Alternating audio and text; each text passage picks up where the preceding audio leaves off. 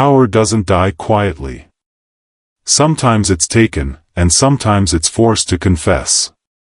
In the early hours of a humid morning in Abidjan, a single photo shattered decades of illusion. It wasn't the image of a battlefield, nor the spectacle of tanks rolling through the streets, but something far quieter, and far more dangerous. Alassane Ouattara, the long-standing president of Côte d'Ivoire, sat alone under military custody, his posture rigid but resigned, a man no longer in command. The world had expected another African coup to follow the same tragic script: chaos, bloodshed, and a new strongman seizing the reins of power. But what unfolded next was not just a political upheaval, it was a reckoning. This was not a story of generals hungry for control. It was the story of a soldier who refused to be a puppet, a man who demanded not obedience, but truth. General Sékou Doumbia, a name unknown to most beyond the barracks, had emerged from the shadows to ask a question that had echoed in whispers across the continent: who do our leaders really serve? And when the answer came, it wasn't through fiery speeches or defiant resistance, it was through a confession that shook the very foundations of post-colonial Africa. As the world watched in stunned silence, Doumbia's forces moved with surgical precision. No palaces were looted, no ministries set ablaze, no rivals paraded in shackles. Instead, a nation held its breath, waiting for one man to speak the words that had long been buried beneath layers of diplomacy and debt. This is the story of a quiet revolution, one that began not with gunfire, but with a question, a demand, and finally, a confession that exposed the hidden hands pulling the strings of African governance.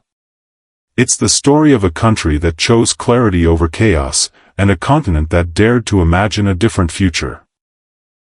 Before the world knew his name, General Sékou Doumbia was a ghost in the machinery of the Ivorian state, quiet, disciplined, and deliberately absent from the corridors of power.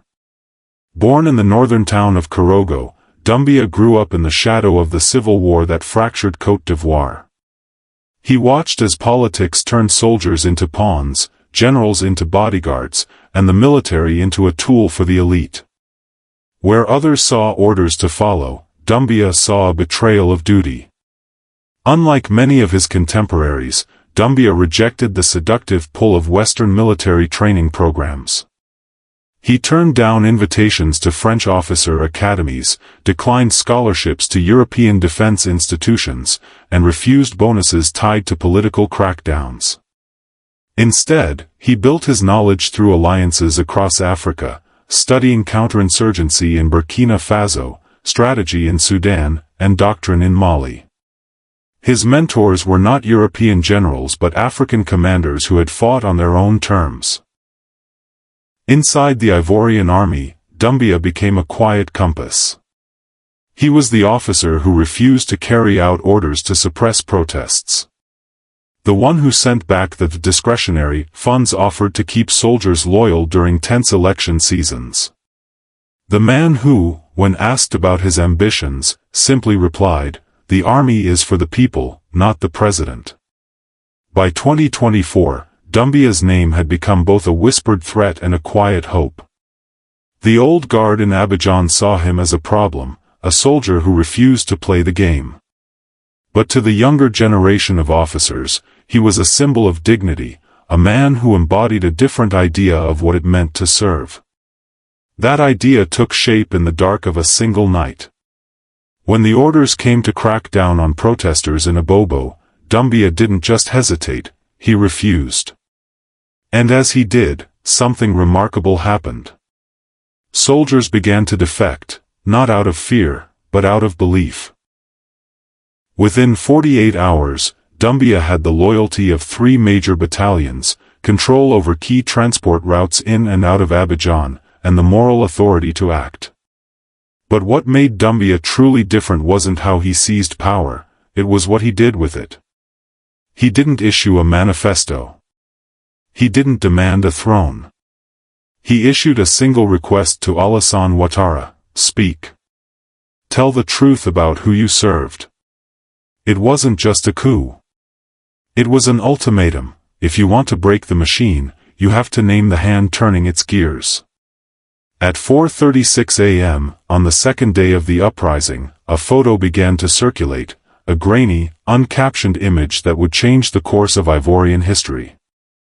Alassane Ouattara, the man once hailed as the IMF's golden boy, the West's trusted ally, and Côte d'Ivoire's president, sat alone in a chair under military custody.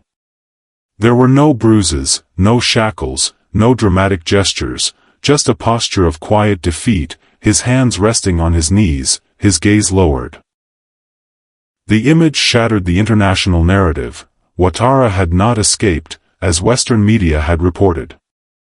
He had not been exiled, not executed, not even overthrown in the traditional sense.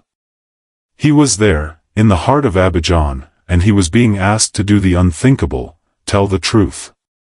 For years, Ouattara had been the model of Western-backed leadership in Africa, fluent in the language of diplomacy, trusted by the IMF, and endorsed by Paris and Washington. His tenure had been marked by glowing headlines, a partner for stability, a champion of economic reform. But behind the scenes, Doumbouya's forces unearthed a different story. Every day, a new file arrived at Ouattara's holding room in a sealed military base on the outskirts of Yamoussoukro. Contracts signed without parliamentary oversight. Offshore accounts linked to energy deals with French multinationals. Quiet extensions of military access agreements in exchange for debt forgiveness. Payments. Millions of dollars funneled through shadowy intermediaries that tied Ouattara's administration to foreign interests in ways the public had never seen. The evidence wasn't just a political scandal, it was a map of systemic betrayal. And yet, Ouattara resisted. Each morning, Doumbouya's envoys laid the files before him. Each evening, he sat in silence, waiting for a rescue that never came.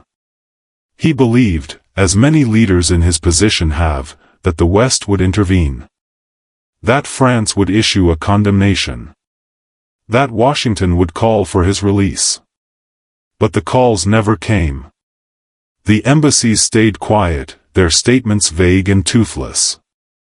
And that silence began to crush him. Meanwhile, outside, the people gathered, not in protest, but in patient, determined waiting. Citizens sat in front of television stations and government buildings holding signs, "Let him speak." They weren't demanding his punishment, they were demanding his truth. It was national therapy, not vengeance. On the fourth night, the stalemate broke. In a moment captured on camera, leaked by a sympathetic soldier, Ouattara, seated in uniform, leaned forward and whispered, "If I speak, they will abandon me. And if I don't, I will abandon myself." It wasn't fear that finally moved him, it was the suffocating realization that the system he had served so faithfully had already moved on without him. The machine had no loyalty. The sponsors he trusted had no interest in saving him once he was exposed. And so, on the morning of the 8th day, a national broadcast was announced. Networks cleared their programming. Cell towers were reinforced. In markets, homes, and cafes, people gathered around screens, holding their breath. The screen went black, then faded into an image no one thought they would ever see: Ouattara, seated, no presidential sash, no flags, just a microphone. "I speak today not as a president," he began, "but as a son of this soil who lost his way." His voice was steady, his tone subdued. He confessed to signing secret contracts, to allowing foreign interests to dictate national policy, to suppressing opposition under the quiet guidance of European advisors. And at the end, a line that would echo far beyond Côte d'Ivoire. "We did not fight for independence to become administrators of a foreign-designed script. It was not a performance. It was a reckoning." The moment Ouattara's confession aired, the world seemed to hold its breath. In Abidjan, there were no cheers, no riots, no immediate chaos, just a deep, resonant silence, as if the entire nation was exhaling decades of unspoken truth. People gathered in homes, markets, and public squares, replaying the broadcast over and over, absorbing the weight of each admission. Across West Africa, the ripple was instantaneous. In Bamako, Mali, activists gathered outside parliament, holding signs that read, "If Ouattara can admit it, so can Keita." In Libreville, Gabon, anonymous civil servants began leaking documents, old contracts, offshore payments, energy deals signed in the dead of night. In Chad, a military colonel posted a single word on social media: respect. And in the Democratic Republic of Congo, a Pan-African analyst declared on live radio. For the first time in post-independence history, a former leader of a francophone African state admitted that sovereignty was an illusion, and he did it on camera, voluntarily. It wasn't just historic. It was dangerous for those who still serve the same interests. The confession became a spark that ignited a continent-wide reckoning. For too long, African leaders had been trapped between the illusion of independence and the reality of dependency, tied to the strings of debt forgiveness, aid packages, and military support from the very powers that once colonized them. Ouattara's admission broke that illusion. The Western response was telling. France scrambled to control the narrative, attempting to frame the confession as a product of coercion, an unfortunate result of post-coup instability. French media outlets ran headlines like, "An emotional confession under duress," and, "A tragic outcome of political unrest." But no one was buying it, not in Abidjan, not in Dakar, not even in Paris. Young French activists of African descent rallied outside the National Assembly, chanting, "The empire is falling." The United States, as ever, adopted calculated indifference. A brief statement from the State Department read, "We support peaceful transitions and commend President Ouattara's service." There was no mention of the confession, no condemnation of the coup, no reference to Doumbia. Washington wasn't confused, it was nervous.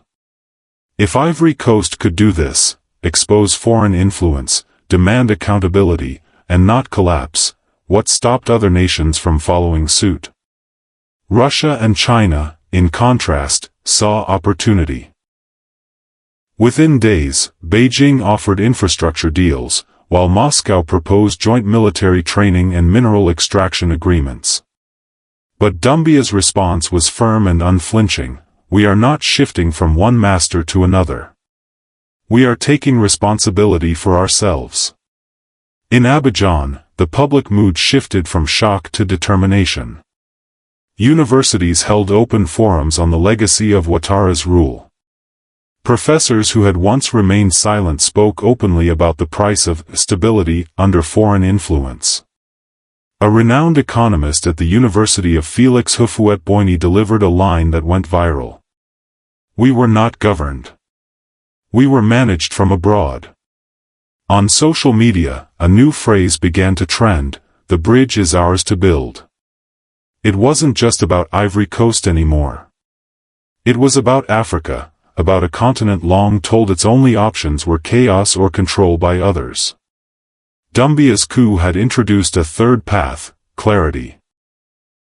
Not rebellion for rebellion's sake, but reflection, accountability, and a collective decision to redefine what sovereignty meant, not just in slogans, but in structure. What followed the confession was not chaos, but clarity. For the first time in its post-independence history, Ivory Coast chose to rebuild not through decrees from a palace or orders from generals, but through the collective voice of its people. It began with a bold announcement from General Doumbia's council: the creation of the People's Constitutional Assembly. This was no ordinary committee packed with political elites. The assembly was a living, breathing reflection of the nation itself: farmers from Korogo, university students from Bouak, market women from Abidjan, fishermen from Grand Bassam, elders from Yamoussoukro, engineers, teachers, and repatriated members of the diaspora. For weeks, they gathered in public parks, community halls, and even under the shade of mango trees, their debates live-streamed for all to see, their transcripts posted online for anyone to review. At the center of every discussion was a single, urgent question: how do we guarantee sovereignty, not just in name, but in practice? Proposals flooded in. Ban foreign military bases from operating without a public referendum. Outlaw campaign financing from foreign governments and corporations. Introduce civic education in schools about neo-colonialism and economic self-determination. Create a national sovereignty index, updated quarterly, to measure how much of the country's critical sectors, health, energy, security, food, remained in Ivorian hands. This wasn't isolationism, it was intentional liberation. As one 24-year-old woman said during an assembly session, her voice steady but her eyes fierce: "We don't want to burn the bridge. We just want to be the ones who decide where it leads." Perhaps the most revolutionary proposal was structural, replacing the presidential model with a rotating executive council of 5, elected by proportional regional votes. No single person could serve more than one 4-year term. Emergency powers would no longer be vested in individuals but in citizen assemblies convened under strict conditions. For many Western political analysts, it was radical. For Ivorians, it was reparative, a way to ensure no leader could again trade national sovereignty for personal gain. And through it all, Doumbia remained deliberately in the background, declining invitations to preside over sessions, refusing titles or honors. When asked by journalists if he would run for office, he simply replied, "I was not the revolution. I was just the man who refused to pretend." This was not the end of the journey, but its beginning. A blueprint not just for Ivory Coast, but for any nation ready to confront the uncomfortable truths about who really holds the reins of power. When the dust settled and the confessions faded from headlines, something remarkable unfolded in Ivory Coast. Power was not consolidated, but relinquished. General Sékou Doumbia, the man who had orchestrated a bloodless coup, quietly stepped down. He did not claim a title, did not install himself as head of state, did not bask in parades or speeches. Instead, he returned to his hometown in northern Côte d'Ivoire, living in a modest house, visited only by those seeking his quiet counsel. His parting words to the nation were simple: "I was not the revolution. I was just the man who refused to pretend any longer." This refusal, to pretend that sovereignty was intact while foreign hands pulled the strings, to pretend that democracy was real while leaders traded independence for influence, became the foundation of a new Ivorian identity. Meanwhile, the Sovereignty Commission began its work. Alassane Ouattara, no longer the president, but still living in the country under protection, agreed to testify, not as a defendant, but as a man who had chosen to confront the truth. In a quiet room, away from cameras, he answered questions posed by a panel of farmers, students, and engineers. His admissions became part of the national record, a living testament to the dangers of governance shaped by external interests. The first truly sovereign elections followed a year later, without foreign consultants, without European observers, and without the quiet presence of embassy staff steering the process from behind closed doors.